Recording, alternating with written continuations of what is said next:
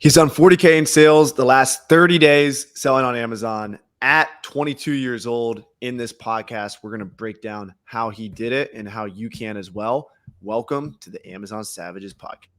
Welcome to the Amazon Savages podcast. Hear the stories of Amazon sellers crushing it in the game and keep up with the latest strategies that are working. Sit back, relax, and remember, if you truly try and work really hard, you will make a ridiculous amount of money selling on Amazon. You got to put the work in. You got to try. That's what Kevin did. He's been putting the work in for years. Welcome to the pod, man. How you doing? Thanks, bro. I appreciate it. Pretty good. How about yourself? Pretty good, man. Pretty good. Just out here drinking coffee, trying to get caffeinated. Nice. Got my salsa shirt on. Giovanni Rodriguez. Go give him a follow on IG. He's got the best salsa music in Nashville.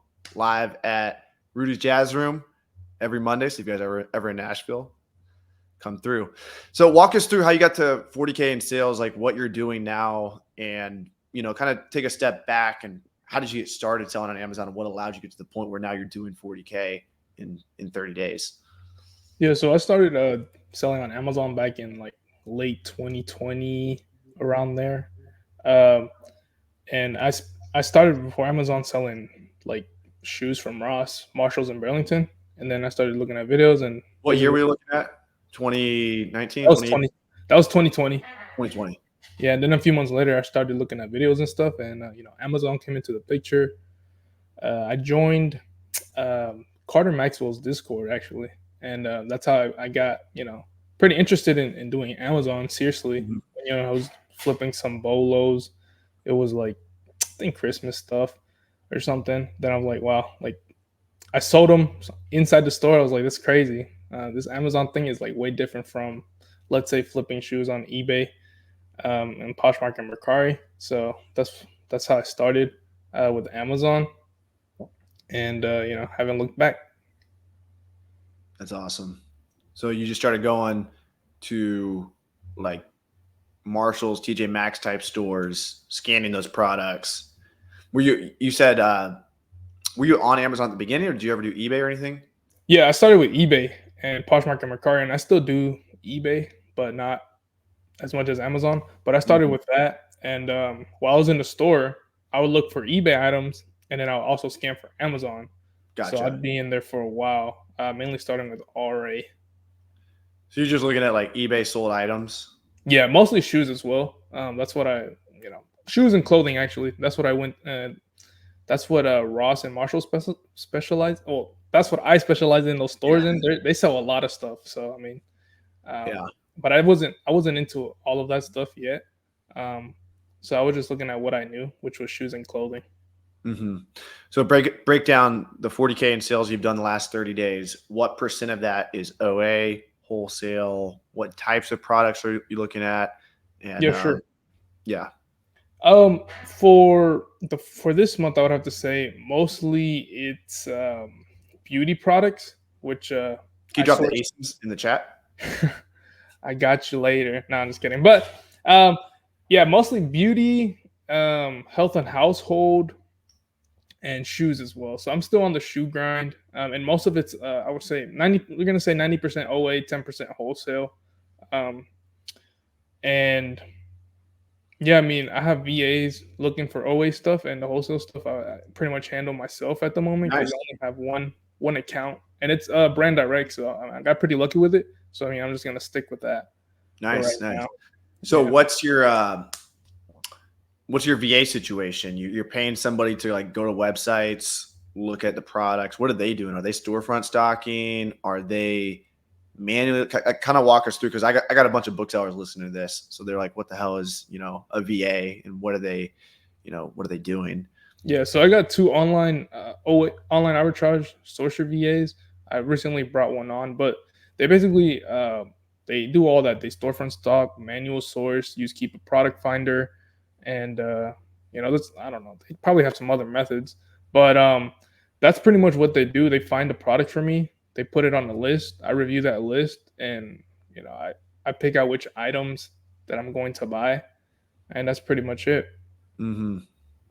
And so what type of pay are you giving them? Are you paying them like, per hour? Are they? Yeah, I'm doing per hour right now. So I think I pay both of them $4 an hour. and they're Okay. full time. So Do you have any incentives for like finding good stuff? Like they get bonuses or anything? yeah, for right now, I started doing because of Q4. I want them to find more stuff. So I'm like, if I hit say $500 spend, you get a $20 bonus or whatever, $800 spend, $30 bonus type stuff like that. So that's what I have them on right now. But before then, I didn't really have anything. But I think it has incentivized them pretty well to try to look harder for better stuff. Right. What's the number one piece of advice you can give to a beginner that wants to make 40,000 in sales? That's a tough question, but off the top of my head, what I can think of right now is, people when they first get into something, they do a lot of research. At least that's what I do, right? What I can say to beginners is to just start. Um, Stop looking at videos. Well, I mean, keep looking at videos if you want, but just start. People take a long time. They're in the Amazon space for a while, just lurking basically, and they don't take that initiative to start. So I would say just start. What would you do if you're talking to like a younger Kevin? Like, what would you tell him? Like, he's got like $1,000 in the bank. Oh man, go to thrift stores and go buy shoes and just build capital up from there. Used shoes? Use shoes, yeah. And sell them And on then eBay? yeah, for sure. Once you get a little bit of money, just go into new shoes if you want, or just go into Amazon. However. What do margins look like on shoes when you buy them at a thrift store?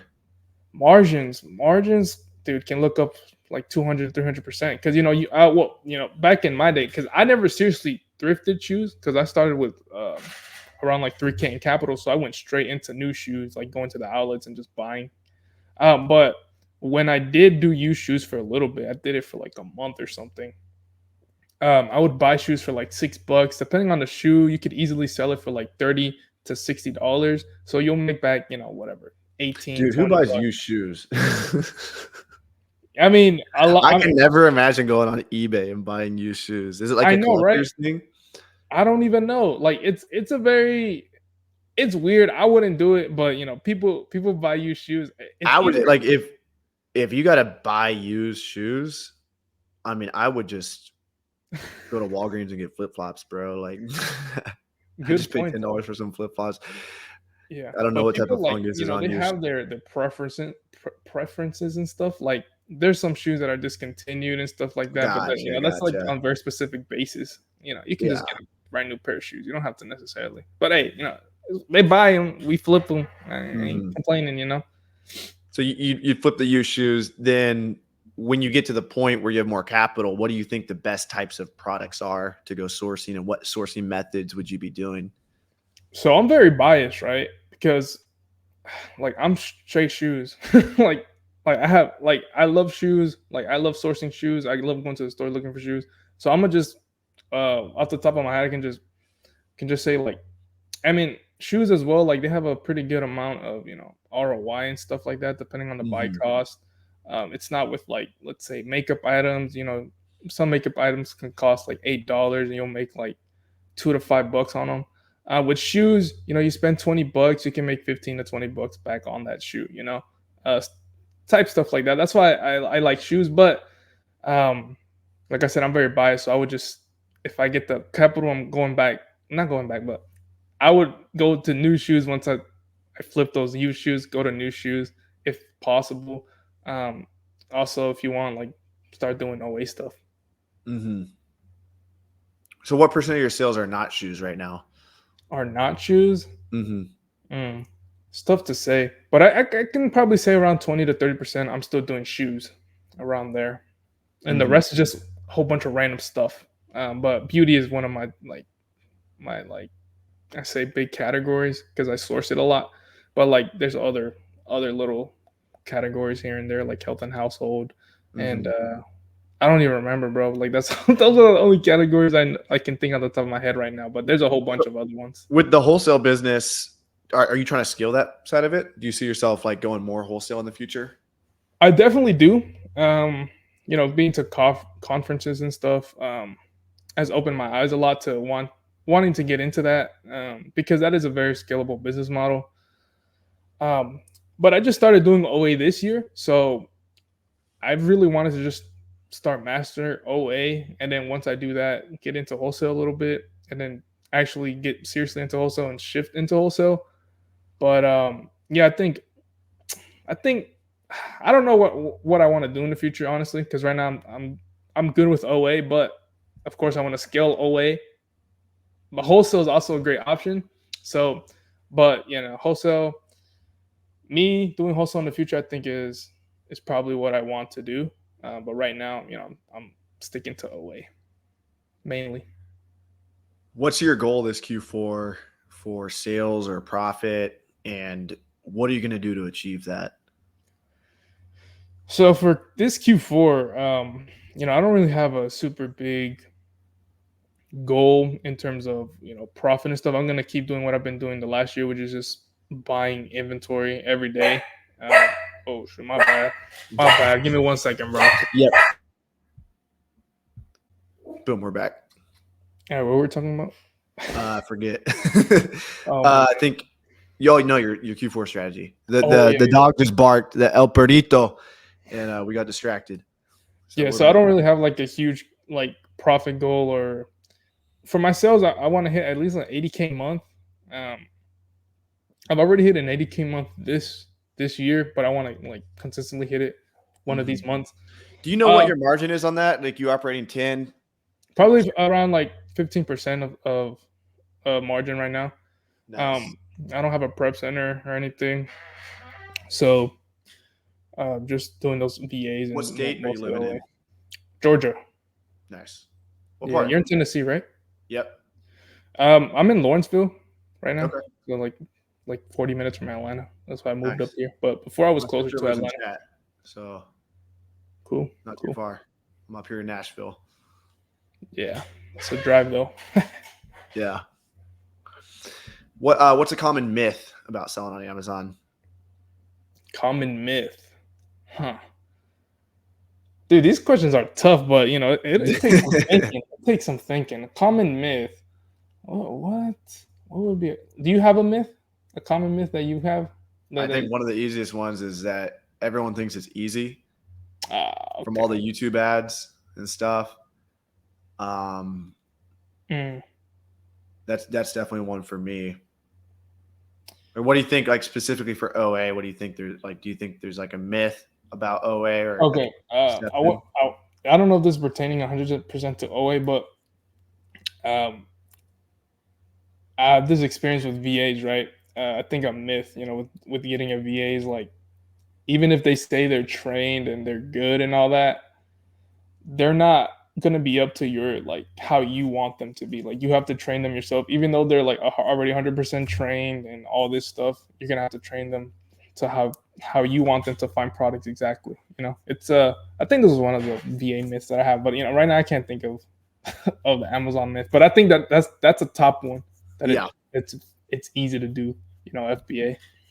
Yeah, for sure. What's a secret you've learned that's helped you grow your Amazon business? A secret. This isn't really necessarily a secret, but because right now everybody's talking about this, at least on the socials, or they have at one point, is find that group of people or that person who that you can count on to like give leads to, and they share leads with you. And having that kind of relationship with different types of sellers, it's definitely helped out with the business. And it's not something that everybody talks about, of course. I mean, it's not a secret, but having those friends in the space is definitely a big game changer when it comes to buying stuff, learning stuff as well. You can just shoot anybody a question at any time, and they'll probably respond within the next hour. So just having those types of relationships is definitely good to have. It's not a secret, but hey. Yeah, but I think a lot of people, they think I'm going to grind every day. I'm going to work 8 hours on my Amazon business and I'm going to be successful, which who knows, maybe you could be successful doing that. But I guarantee you, if you dedicate time to networking and really building your network of Amazon sellers, You're the average of the 5 people you surround yourself with. So you want to have some friends in the business. And like you said, that could look like sharing leads. That could look like, maybe you partner with someone to prep for you. Maybe you just share knowledge. There's so many different ways. Maybe it's capital. Maybe you guys go in on a deal together. And if I have an extensive network of Amazon sellers, and they've saved my ass over the years. And so it's priceless, For sure. What's your biggest failure selling on Amazon? And what did you learn from that experience? Biggest failure I have to say was going deep on, and I'm just gonna give it away. I don't think it's a fucking secret. Like in 2020, it was either 2021 or 2022. I went super deep on Halloween inflatables. Oh, and, yeah. Bad that idea. was a huge mistake on my part. Bad idea to buy a product that sells one time a year. Yeah. I mean, and high returns, I imagine. Yeah, I mean, I didn't get too many returns, but really it just tanked. The stuff tanked because I was getting it from Home Depot. So like it tanked. The price went super low and it didn't sell. So Dang. Yeah, I had a whole bunch I feel of like for like every one Halloween success story, there's probably 9 non-success. I feel like there's one person out there though that's like, I crushed it with Halloween, and they learned the lesson that go all in on the seasonal stuff, but it can definitely bite you in the ass too. For sure. I think that was my biggest mistake so far that I can think of, because I still have some inflatables I have like 30 inflatables in my garage that I haven't even touched. Like I didn't even put them up for sale this year, like on eBay or anything. It's my fault, but still, like they're just sitting there. I don't even want to look at them. What would you say you learned from that?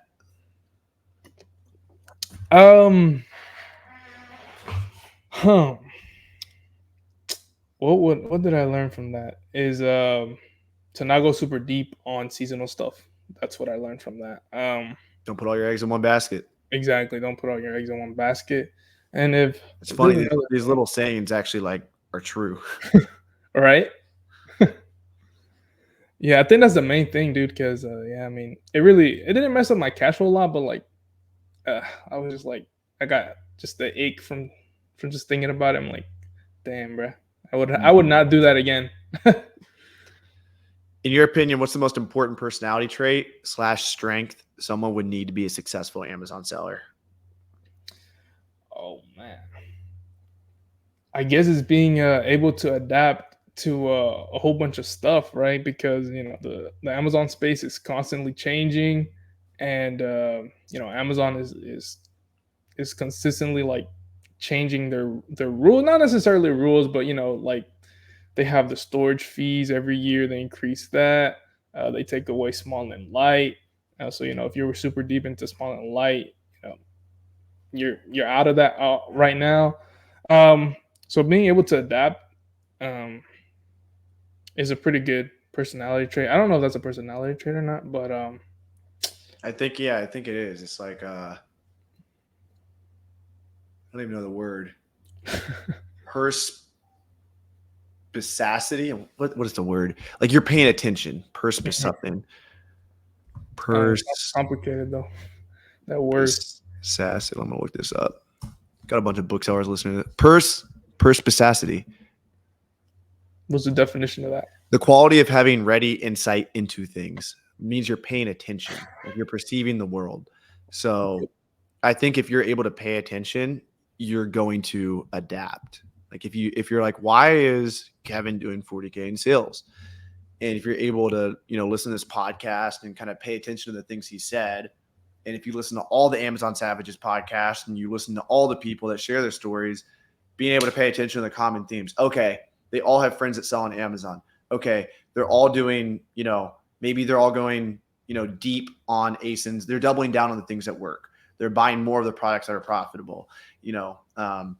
Successful Amazon sellers don't over leverage credit. Like they're risk averse. They don't put all their eggs in one basket. Like, and then you're paying attention to these little things, and you're also paying attention to trends in the real world. You're watching TikTok, you're watching Instagram, you're seeing what types of products people are buying. You're like, maybe I could buy more of those products, rather than just being like, like a robot and listening to how-to videos on YouTube and being like, well, someone said do this and step 1, step 2, step 3, like actually opening your fucking eyes and paying attention to the world around you and adapting to the new information that you're receiving, and also looking at the information from your own business and what profits you made and making decisions based on your past success.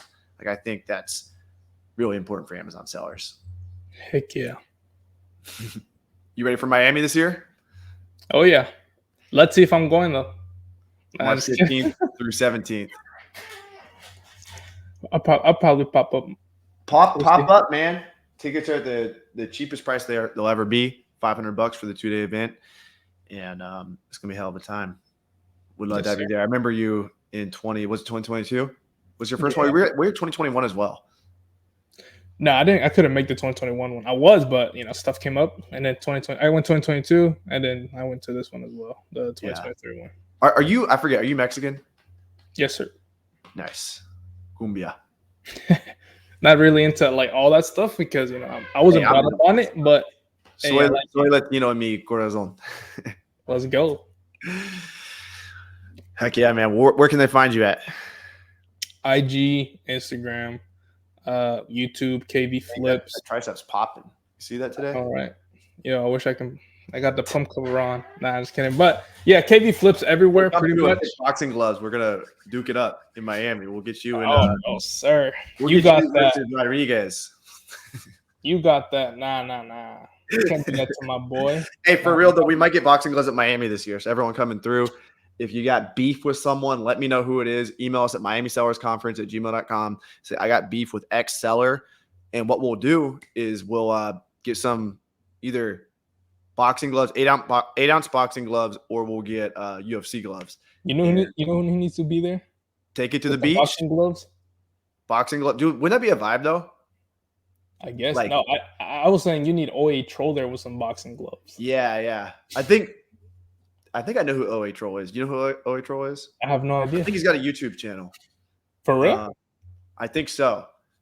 I think he made a video about my account shutdown. I don't know if it's him or not, but if you type in RoR Account Shutdown, there's this dude, forget his name, and somebody told me they thought he was OA Troll. So if that's him, if that's OA Troll, let me know in the chat if you guys can confirm that. It's some like mixed dude with dreads. He's got an accent from somewhere. I might look that up, see what's up with it. Yeah, type in RoR Account Shutdown, and somebody said that was him. So let's figure it out. Let's figure out who this OA Troll is. And if that is him, I will box him at Miami Sellers Conference. He needs to box everybody, bro. Everybody. I don't think anyone can beat me. Nobody can beat me at MMA. I might get knocked out by watching me Amazon in a boxing match, though. Oh, really? I think I could beat him, but I think he's got a puncher's chance. Isn't he like super tall? Yeah, he's big, and he's got judo experience too. So I think my biggest, if I was going to fight everyone on the speaker lineup, Watch Me Amazon's definitely like one of the dudes I would watch out for. I think I'd take him down. If we did an MMA match, I would 100% just like go for his legs, take him down. He'd be fucked. I think I'd beat Amazon Lit, both of them against me at the same time. I don't give a fuck. Oh my gosh. Taylor Jones, easy. Taylor Jones actually probably be one of my hardest matches because he can actually wrestle. Who else we got? We got Soros, easy match, boom. Like, I don't know. I don't think there's anyone out there. Maybe KT Hustles. I saw him with some boxing experience, but I still think he's too short. I got the reach on him, and he's got no wrestling experience. So it'd be game over. Like, who else is there? Like, hey, you never know. Nah, but I think that's pretty much it with all those people. Maybe some random person in the crowd. There's like nobody even close. Like all the rest are just nerds. Like I don't even want to disrespect, but like the whole speaker lineup, I love you guys, but you guys sell on Amazon. You're not fighters. You know, I just listed like the top competition. So yeah, it's good. I'm just fucking around, but I think it'd be fun. I you know what I think would be really fun to get people who actually have like legitimate beef at Miami Sellers Conference to like go against each other. Like I know that's actually why I like hosting Miami Sellers Conference, because I know some people in the community are like, oh, I don't like Reezy resells, and then like they're like, and I'm just say like, what's up to him at Miami. Then they meet and they're like drinking drinks together and they love each other, and I love having that experience. But I think adding like the boxing aspect to it for the men who want to duke it out, or women, we can get 2 girls. There was a lot of beef with the women last year. We got called out. They wanted to fight you though. Did you see me get called out about being like a anti-feminist or a bigot? Yeah. Yeah. So I didn't understand all that. I don't know. Maybe There's I'm not a lot of women sellers who go to the conference. It's just not like something you can control. Dude, I would tell you this. Like, my pet peeve is like, if you're gonna call me a bigot, like, you got to realize, like, I was living in Latin America. Like, I love Latinos. Like, I grew up like only dating black girls, and like, you don't know my life. And so just to call me a bigot because I'm a white dude, and then you don't know shit about Latin culture, you don't know shit about black culture, and you're gonna call me a bigot for inviting some white people to speak at my event, fuck off. Like, I invited people that have good sales on Amazon, and I do not give a fuck what their sex is or what their color is at all. I literally don't care. Yeah, for sure. But yeah, we'll probably get canceled one of these days. This podcast will probably get me canceled. I'm fucking going off. I'll be all right. Yeah. What tips do you got for beginners? Any like last words for little Kevins out there that are like, I don't know if I can make this shit work? I'm nervous. I mean, basically what I was saying, just get started, man. This is, if you have like no money and stuff, you really got to grind it out. So, you got to start from the low. Like I said, like build capital, cleaning used shoes, and then move on to new shoes.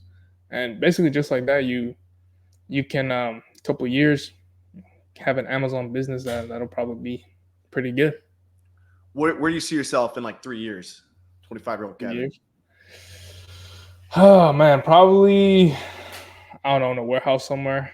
I want to be hands off, so I'm not going to be in a warehouse, but business is going to be based out of a warehouse, mostly wholesale, probably like 50%, hopefully wholesale, and that's pretty much it. I mean, I don't be like traveling a lot, so I don't see myself like you don't want to go back to Juarez or La Ciudad de Mexico. I haven't even been to Mexico, bro. I was like 2 when I went, but I don't see myself going out of the business completely. Would you come to a Mexico City meetup? I don't even have my passport, but maybe. I feel like doing an Amazon sellers meetup in Mexico City. What's your perception of Mexico? Dangerous, safe, cool, fun. I think it's cool. Like, my cousin, she recently moved from Mexico, and I was talking to her about like, hey, I've heard some stuff about Mexico, like yeah, some parts are unsafe, this and that, basically just a whole bunch of stuff. And I asked her, and she was like, yeah, some parts are like that, are unsafe, but for the most part, it's pretty much normal. Amazing. It's like going to New York or something. Like it's cool. Super chill. But yeah, I think a lot of Americans have the perception that it's like extremely dangerous. If you drive from San Diego to Tijuana, you'll have that experience. Like, that city is very dangerous, night and day, going from San Diego to Tijuana. But if you fly into Mexico City or Cancun or probably Guadalajara, like these different places, it's much more like, it's just chill, Yeah, I bet. I mean, I want to go. Just got to get this passport and see what's up. Yeah. I think getting a group of like 10 to 15 people together, go to Mexico City would be lit. When? Do you have a timeline about that? Probably be like mid-year next year. I talked to a few people, but we're probably going to try to, outside of Miami, we're probably going to try and throw a few events next year. We're going to have one like kind of self-help breakthrough retreat to like really help you break through and get to the next level. We'll probably have like a booksellers meetup. I'll do that, like go-to lister sponsored event, probably here in Nashville. And then I think doing a Mexico City trip just with people who sell on Amazon would be a lot of fun too. For sure. I mean, I'll definitely look into that and getting this passport too, because I want to go see my fam and stuff. Like, I've never seen them. So where are they? They're in near Mexico City. I forget where, but they're okay. Like 30-40 minutes away from me. Dude, let's do it. Let's go to Mexico. We'll invite your family to the Amazon seller meetup. We'll charge them $50 a head. We'll get some profit in. Get to meet the fam. Oh my gosh. Teach them how to flip stuff on .mx Mexico. Sheesh. That's a good vibe. All right. Go follow KV Flips. Remember, this podcast is sponsored by Go-To Lister. This is a software that helps you list products, ship them out the door. And this is Steve Rakin's opinion on it. The number one thing I love about it most is it helps me list and process my items that much faster. And as you know, if you want to grow your Amazon business, speed is the name of the game. If you're thinking about selling on Amazon, or you're already selling and you want to be able to grow your business quicker, definitely check out GoToLister. Appreciate you, Avery, for creating the software, and it's really helping me grow my business. Much love. It's way faster than Seller Central. If you're currently listing on Seller Central, you got to use a listing software, and GoToLister is factory the fastest. It's faster than Inventory Lab. It's faster than AcceleraList, all the competition. So we also have profit reports, gross profit, and pretty soon we have a ton of cool features coming. We're coming out with net profit end of year reporting, so you'll be able to do all your taxes and GoToLister. That we're probably a few months out of that, but that, just so you know, like, we're working really hard on growing that. So appreciate you coming on the pod, man. If you guys want, go to GoToLister.com, sign up for a free trial, but definitely go give KV Flips a follow, and we'll link your socials below. Thank you, bro. Much love. Boom. That's a wrap.